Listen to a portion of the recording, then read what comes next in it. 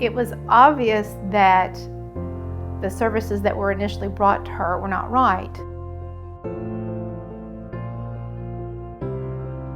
We had visual impairment teachers that only knew total blindness and they didn't know impairment.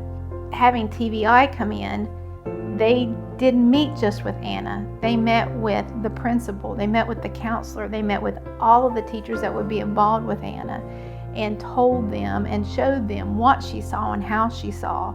And it was just overwhelming, the response then from the whole school system in regard to how can we help her and what can we do. Seeing someone achieve a goal with a disability is a real thrill. And blindness, of course, it's a disability that so many people are afraid of. People still don't understand how much someone who is blind can do. It's still seen as a grave disability when, in fact, it doesn't have to be.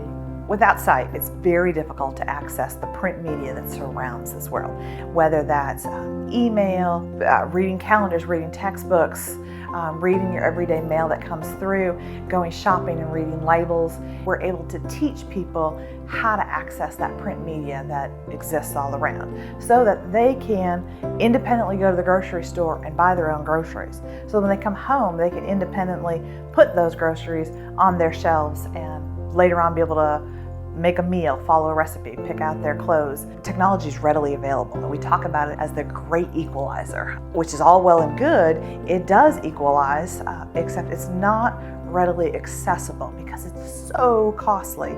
And even for those who can pay for it, it's tricky to learn how to use it. Many people can't afford the equipment. Some of us that are able to work have to rely on other supports, family, friends, things like that.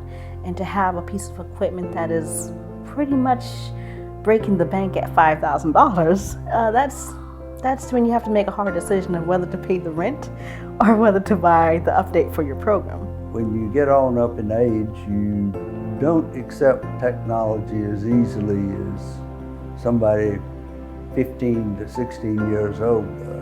For any individual that has had access to computer or laptop or iPad or the iPhone, there's just so much that can be done.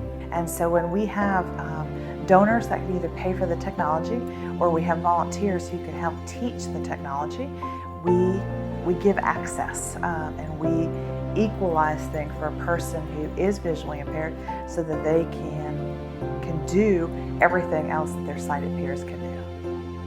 You never give up and you never just stop right there. You always just keep seeking what's out there. Technology is always coming out with something bigger and better.